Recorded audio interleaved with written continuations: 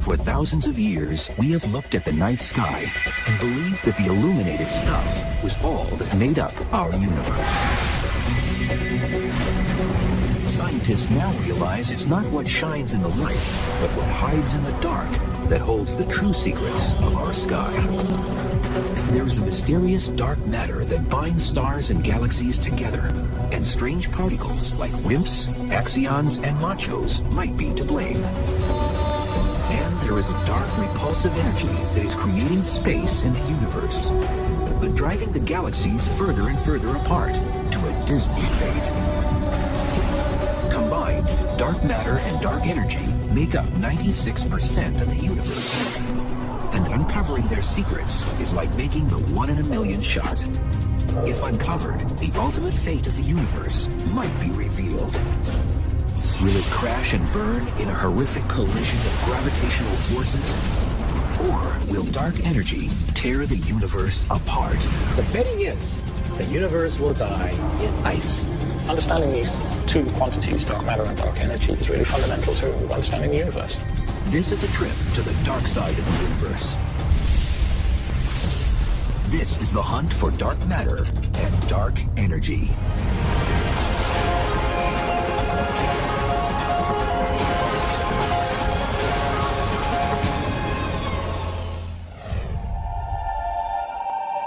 Dark matter is unlike anything we have ever encountered on Earth. Billions of these strange particles pass through everything they encounter each second. They are so massive in weight, they have the power to influence the galaxies, how they form, and how fast they spin. Dark matter's invisible presence is everywhere, or so it seems. Science has not directly proven dark matter particles exist. There are many suspects, but no answers. And observing something you can't see isn't easy. It doesn't emit light and it doesn't absorb light. It doesn't interact with light at all. Not only does it not shine, you can't easily see it in obscuration. But the evidence is there. Science knows it. Every textbook on the planet Earth says that the universe is made out of atoms and some subatomic particles. Well, all those textbooks are wrong. And they are going underground to prove it. When they hear about this invisible matter called dark matter, they say, bah, humbug, show me proof that dark matter exists. Sudan, Minnesota, 200 miles from any major city lights. A perfect place for hunting dark matter, but not for obvious reasons. So you'd think we'd want to look up in the sky for dark matter. That's where dark matter's coming from, after all. But instead, we're going to don our helmets and we're going to walk down into this mine.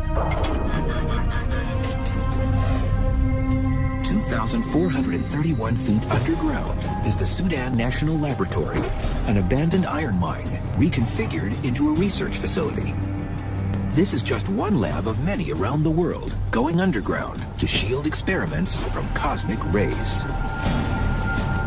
Each are racing to detect dark matter, an invisible particle that has only been indirectly observed but never captured. We've been at this for now a decade, and we have yet to see a dark matter particle. The hunt for dark matter started almost a century ago. Astronomers finally had the tools to see deep into the night sky, and the questions began. So it wasn't until the 1920s that the technology developed well enough so that we could take little fuzzy patches that people had noticed in their telescopes and resolve them and figure out what they are.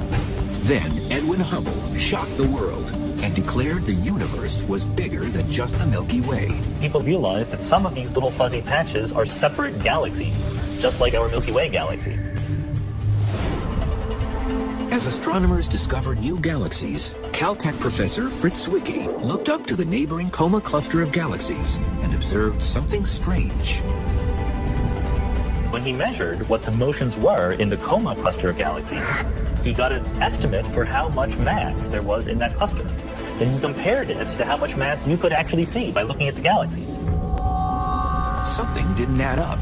The galaxies were moving too fast within the cluster for the amount of illuminated stuff he could see.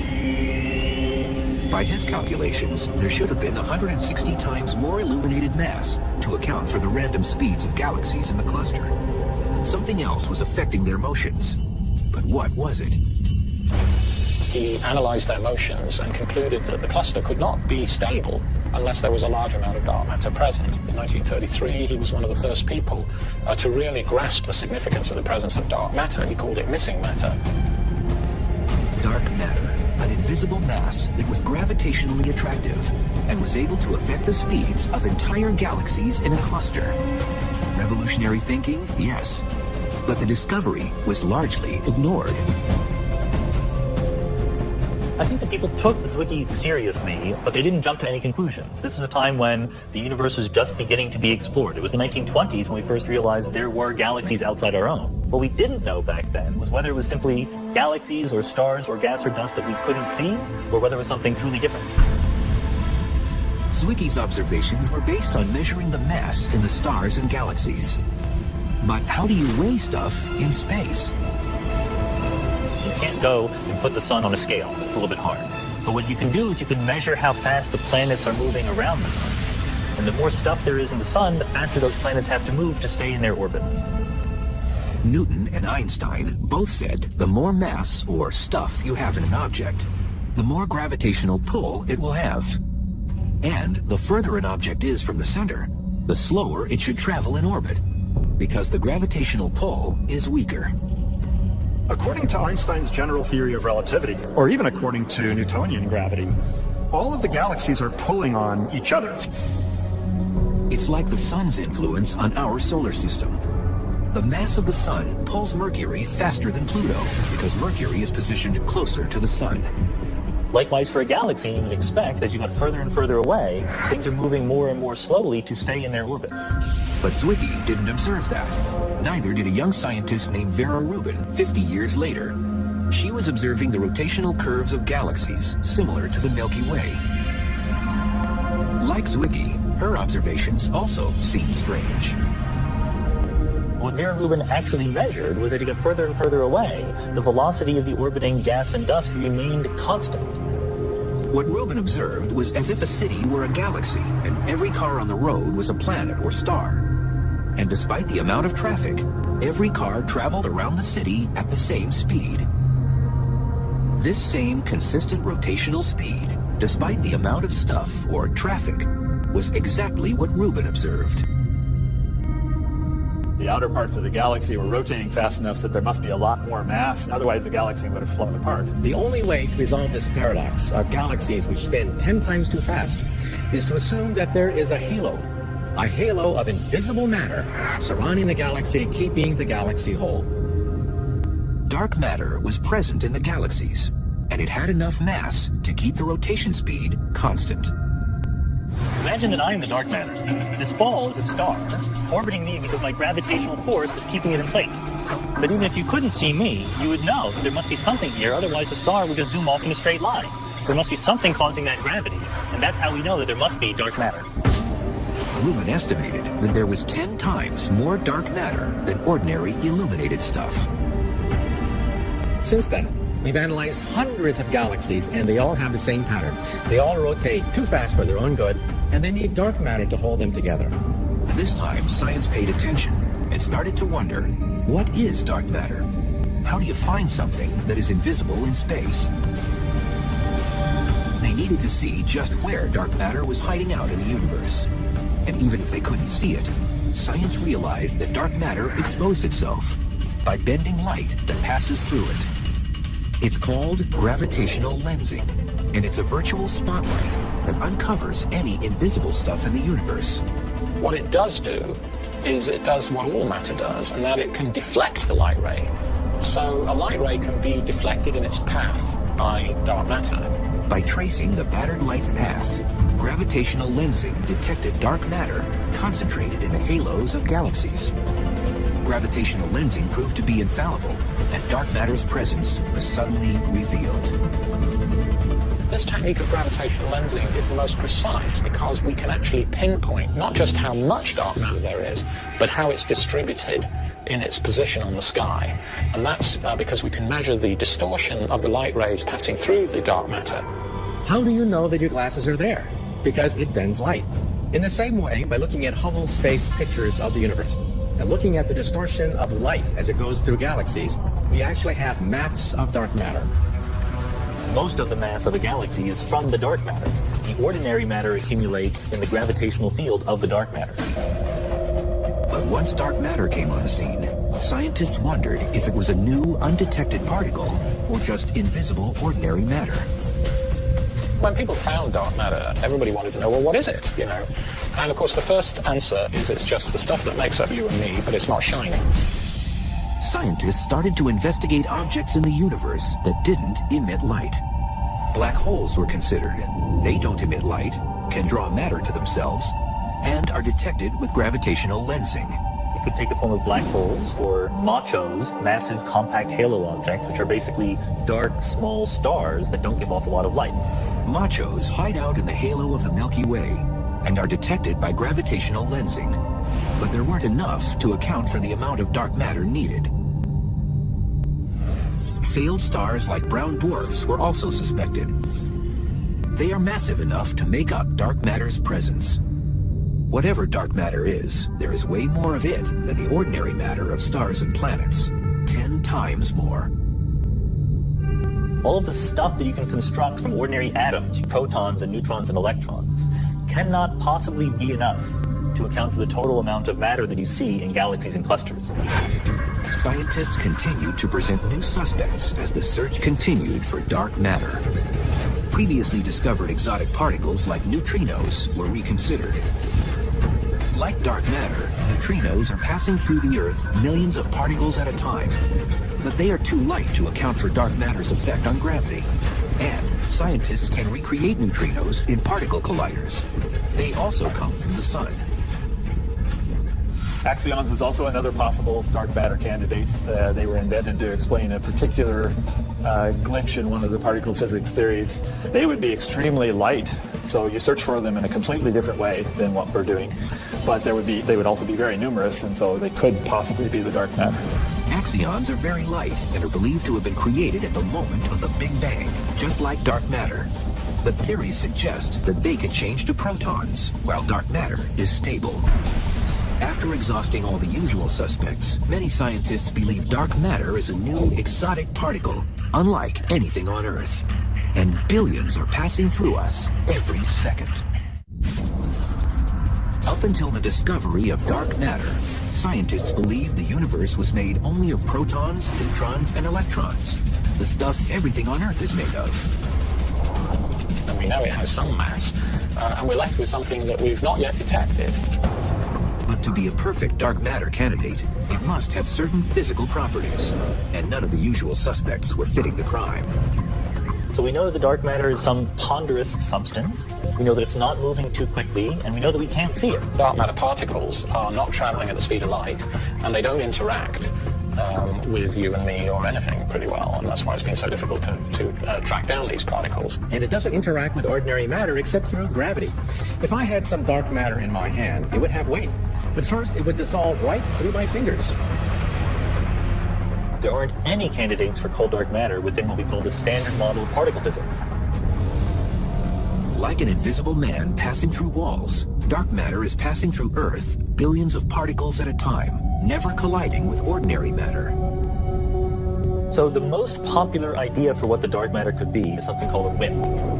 WIMPs are weakly interacting massive particles. They have not been detected, but their characteristics match the perfect dark matter candidate. At the Sudan laboratory, the Fermilab team has gone underground, braving thousands of bats to try and capture a WIMP particle. This is called the Cryogenic Dark Matter Search. CDMS is the acronym for it. This was an iron ore mine until 1962 when it shut down. We're half a mile underground. Fermilab has designed a machine that at sub-zero temperatures can detect a dark matter particle passing through it. And its sensor is made of germanium, a dense metal jam-packed with atoms. It's a very pure block of germanium. It's got on the surface of it a pattern of tiny little thermometers, basically, that are able to detect when a particle passes through this hockey puck-sized chunk of germanium. Dark matter is streaming right through us right now without doing anything. Very occasionally, it will bump into the nucleus of an atom, and that's the signature that we're hoping to see. To get a clean dark matter hit, Fermilab needed to filter out junk from space. We would get so many particles that it would be really trying to sift a needle in a haystack. Fermilab's experiment picks up all matter that passes through this detector. The less junk in the air, the easier it will be to detect a dark matter particle. Because dark matter doesn't interact easily with regular protons and electrons, Fermilab has frozen the germanium pucks to near sub-zero temperatures. If a dark matter particle comes through and hits a nucleus, it will actually change the temperature of the crystal very slightly. And so we're looking for that tiny change of temperature in the crystal to signal that a dark matter particle has passed by. 16 germanium pucks sit in a chamber inside a clean room. So we're suited up. We're about to go into the experimental room. It's a class 10,000 clean room. That's why we're all suited up, so we don't carry in any dust, because that would cause a background for the experiment. So let's go inside. So we have scintillation counters that are catching the cosmic ray particles that get all the way down underground here. So right here is what keeps our experiment cold, that tiny little bit above absolute zero. This is a dilution refrigerator. So way inside here are the germanium and silicon detectors, so we're just waiting for a WIMP, a dark matter particle, to get down to this depth and hit one of those germanium and silicon crystals that's buried way inside all these here. Fermilab has been visiting the mine for nearly 2 years, trying to capture dark matter. This is far harder than it sounds. Although billions of particles are passing through Earth at one time, it's a 1 in a million shot dark matter will interact with ordinary matter. Getting a dark matter particle to hit a germanium atom is like an archer trying to hit a bullseye when the target is a mile away. All of these green lights indicate particles passing through the germanium and silicon detectors that we saw downstairs. These are almost certainly all background particles, but maybe it's buried in there someplace as a WIMP. But we won't know until we analyze the data. Hunting dark matter is tedious. Each day, the Fermilab team reports to the underground lab, analyzes data, and perfects their ping-pong game while waiting for the one hit that will prove dark matter exists. But for all this effort and waiting around, no dark matter has been detected by Fermilab or by anyone else. Unfortunately, we've seen precisely 0 dark matter particles so far. Any day now, we may have the announcement that physicists have captured dark matter in a bottle. We have a hypothesis. It certainly seems to explain the universe we live in, but the plain fact is we haven't yet detected this cold dark matter particle. Finding dark matter will not only give us proof of its existence, but might also answer the other big questions of space. Detecting dark matter directly will give us a window on what was going on 1/10,000th of a second after the Big Bang. If scientists can discover what dark matter is, they might also discover how the universe behaved early in its life. Dark matter is not only a mysterious quantity in the universe, but also is fundamental to why we're here, in fact. It would be difficult to form galaxies and hence, the solar system and hence life on Earth. The story of dark matter and dark energy can't be told without going back to the beginning of time, to the moment of the Big Bang, when space didn't exist. There is no center where you can point to, and that's exactly the analogy for the Big Bang. There is no direction in the sky from which all the galaxies are expanding. From this moment of nothing to a violent explosion, space was created, and the universe began to grow from a seed. Particles formed in a nuclear fusion of gas and energy. Ordinary matter was reacting with other ordinary matter. The early universe was in fact a nuclear reactor when it was 1 minute old. And 380,000 years later, bits of particles began to cluster, creating the seeds from which stars and galaxies would later form. Bigger lumps grow to form yet bigger lumps, and so gravity is slowly pulling force, bringing objects together. What scientists now realize was that at the moment of the Big Bang, dark matter was created. And it played a critical role in helping ordinary matter clump together to form stars and planets. Like steel girders used on a building site, dark matter's slow-moving particles acted like scaffolding upon which ordinary matter could attach itself. We believe that because it's cold and doesn't interact very much, that dark matter was pulled together by gravity very slowly over time and actually formed the seeds around which normal matter coalesced into galaxies. It's like a cosmic web, like a spider's web, where there are strands of dark matter, and where these strands intersect, like a scaffolding pattern. So in a sense, the dark matter is the framework. It's providing the scaffolding for the shining galaxies that we can easily see. Are really like the Christmas tree lights. They're not the actual Christmas tree. They're the things that are visible from very, very far away. But the reality of a galaxy is a big halo, most of which you don't see. You see the shiny bits that are stars and planets that have accumulated at the center of that large halo, which is mostly dark matter. Scientists have long wondered why galaxies formed in seemingly random patterns across space. Now scientists know it's because of dark matter's gravitational pull. The universe is not uniform at all, but has voids, it has clumps, it seems to have bubble-like regions. Well, we now believe it's due to dark matter. In the last year, astronomers have been able to take their theory one step further and create a detailed 3D map of dark matter in the universe using gravitational lensing. And Einstein said that gravity affects everything, just like gravity is caused by everything. So one of the things that is affected by gravity is light itself. Because when light goes through dark matter, it bends, just the way light bends when it goes through glass. And light doesn't discriminate between ordinary matter and dark. Both types of matter batter light's path as it travels through galaxies. Like plotting a course on a map, astronomers have traced thousands of light sources as they pass through dark matter. It has given science the most accurate picture yet of where dark matter hides in space. We can compare that map of the dark matter with where the galaxies are. And lo and behold, we find that the dark matter is acting as the skeleton. It is the backbone around which the visible material is clumping. By mapping the universe, astronomers can also look back in time and predict how much matter was created at the Big Bang. So if you know how lumpy the universe appears now, and when it was half its current size, when it was half its current size before that, you can infer the total amount of stuff in the universe.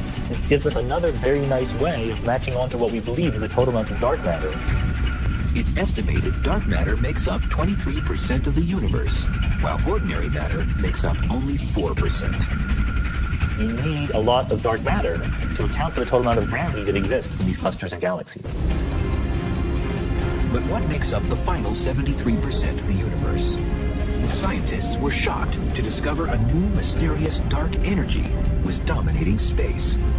And its repulsive energy is driving the galaxies apart.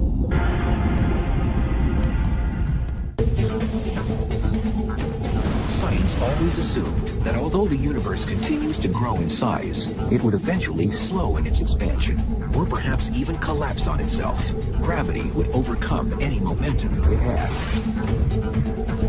But while measuring the expansion history of the universe, scientists were shocked to realize that the universe wasn't slowing down, it was speeding up.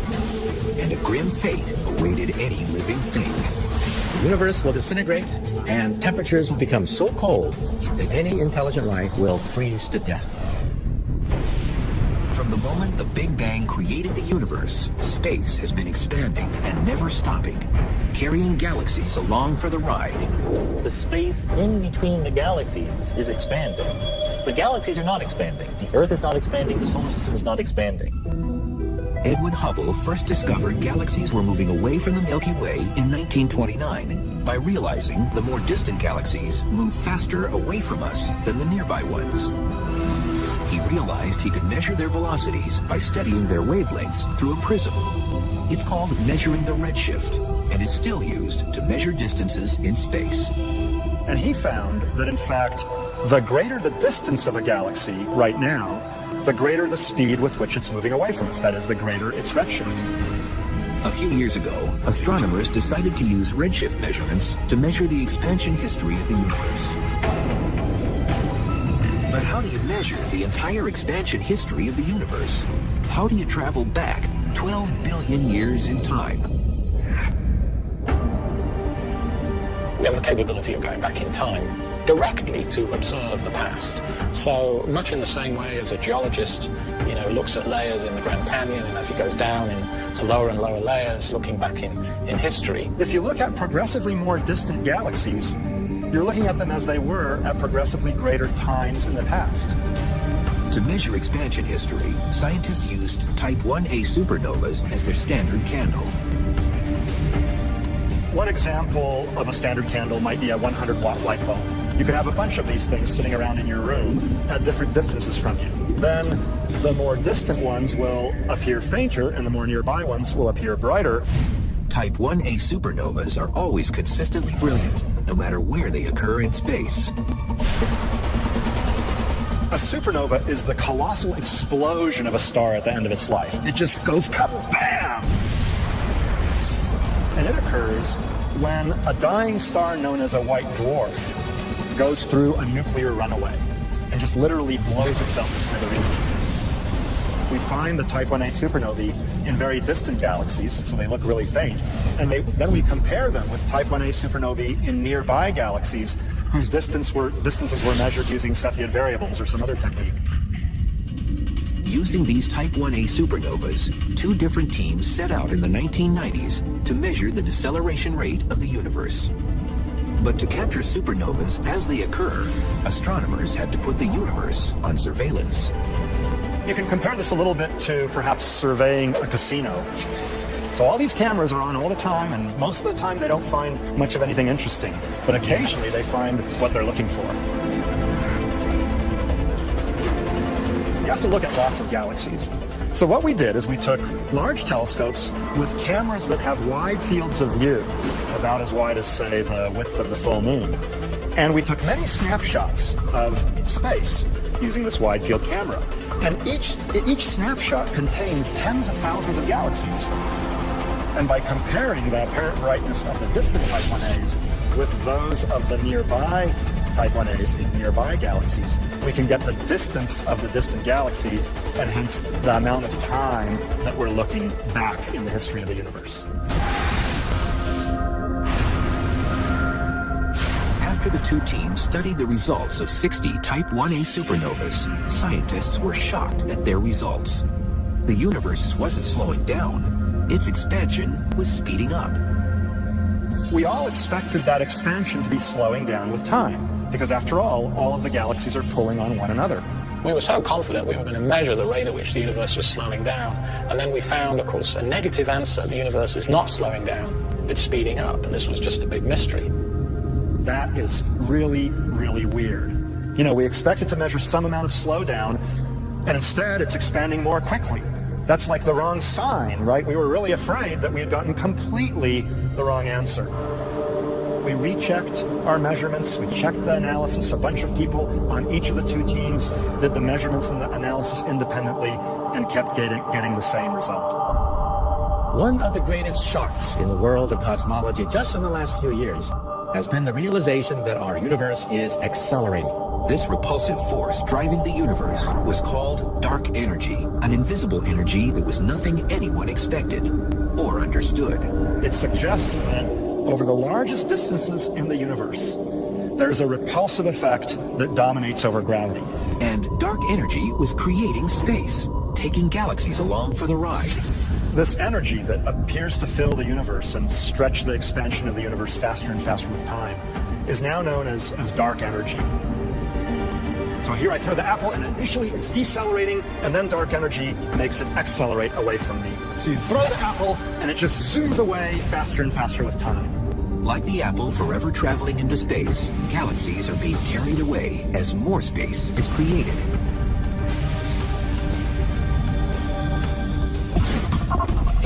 So if you could imagine, a classroom populated by chairs, and those chairs are slowly getting further apart from one another within a classroom. Because if all the chairs are being stretched apart, like in the expanding universe, no matter which chair you sit on, you'll find all chairs are moving away from you.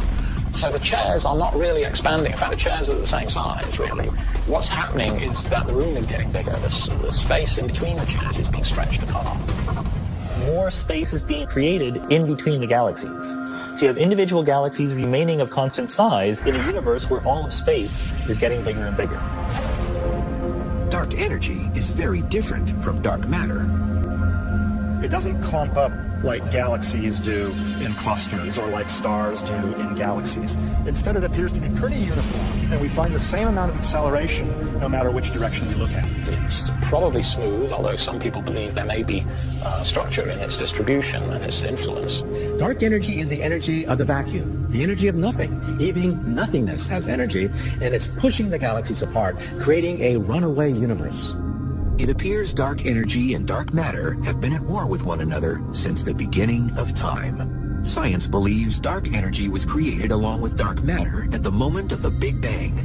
It has always existed in the universe, but gravitational forces of dark matter kept it in check, slowing down the expansion of space during the first 9 billion years of time. This changed 5 billion years ago when the universe grew big enough so that dark matter was dispersed throughout the universe, and dark energy wasn't so affected by dark matter's pull. As a result, the universe began to expand at an accelerated rate. Dark energy is a constant term. That was probably very insignificant when the universe was hot and dense in the beginning, so it doesn't really matter whether dark energy is there or not. It is there, but it just plays no role at all. And then as the universe gets cooler and less dense, bigger, so gravity becomes less important, and then dark energy takes over. It's a property of space that we don't yet fully understand. As the universe expanded, astronomers realized dark energy won its struggle with dark matter and started the acceleration 5 billion years ago. So there came a time, about 5 billion years ago, when the dark energy started dominating over the attractive matter in the universe. So in a sense, if you plot the force versus time, the gravitational attraction is declining with time, the repulsion is increasing with time, and about 5 billion years ago, the two curves crossed, and that's when the universe started accelerating in its expansion. Dark energy is fundamental to understand because it tells us where the universe is going. What's the fate of the universe? Is it going to expand forever and get cold and dark? Or is there, some end in sight? Dark energy now drives the expansion of the universe, and it doesn't seem to be stopping. The repulsive effect of the dark energy increased because the more space there is between galaxies, the greater is the cumulative effect of the dark energy, the repulsive effect. And individual galaxies seem destined to a lonely existence. So it looks as if this is the end of everything. Surprisingly, the theory of dark energy was proposed and discarded long ago from one of physics' greatest minds. He called it his biggest blunder. His name was Einstein, and he might have been onto the greatest discovery of the 21st century 80 years before anyone had a clue. Science now understands that dark energy is creating and expanding space. But in the early 20th century, astronomers believed the universe was only as big as the Milky Way and would never grow in size. But Einstein had just formed his theory of relativity and decided to test it on the static universe. But as hard as Einstein tried, he could not balance his equation to equal a static universe. His calculations showed a universe that must either expand or contract. He realized that if you had a universe that was smooth, that was uniformly distributed with stuff, his theory unambiguously predicted that it should either be expanding or contracting. So Einstein proposed a repulsive vacuum energy that would hold the universe in balance with attractive gravity. He called it his cosmological constant, a constant energy that would hold the universe in balance.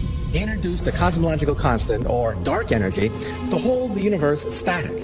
When Hubble announced space was expanding, suddenly Einstein's cosmological constant seemed irrelevant, and he labeled it his biggest blunder. Now it turns out that dark energy, the concept that he threw away back in the 1920s, is in fact the dominant force blowing the universe apart.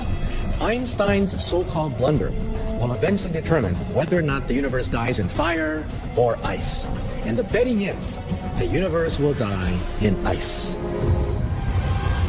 In trying to survey how the universe behaves, Einstein had erroneously predicted dark energy and what is the total makeup of the universe.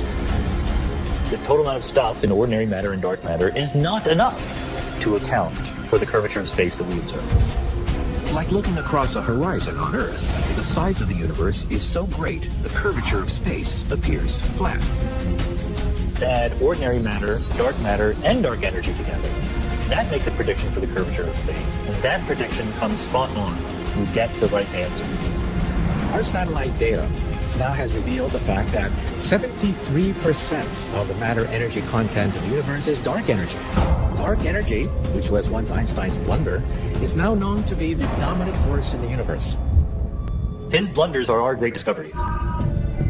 Scientists are at the very beginning of understanding what effect dark energy will have on the fate of the universe. Ideally, we'd like to measure how dark energy is behaving as the universe ages. Eventually, when the dark energy completely dominates over dark matter, the universe will enter a stage known as exponential expansion. For every given unit of time, it'll double in size. And unless the dark energy changes sign someday and becomes gravitationally attractive, the fate of the universe is to expand forever, more and more quickly with time. We don't understand, if the vacuum energy is driving the acceleration of the universe, why it has the amount it does. That is one of the deepest puzzles remaining in theoretical physics today. Trillions of years from now, it's going to be a very lonely place. We'll look up in the sky, and the skies will be practically dark. The oceans will freeze over, and it looks as if this is the death of all intelligent life. It looks as if dark energy and the laws of physics are a death warrant to all intelligent life in the universe.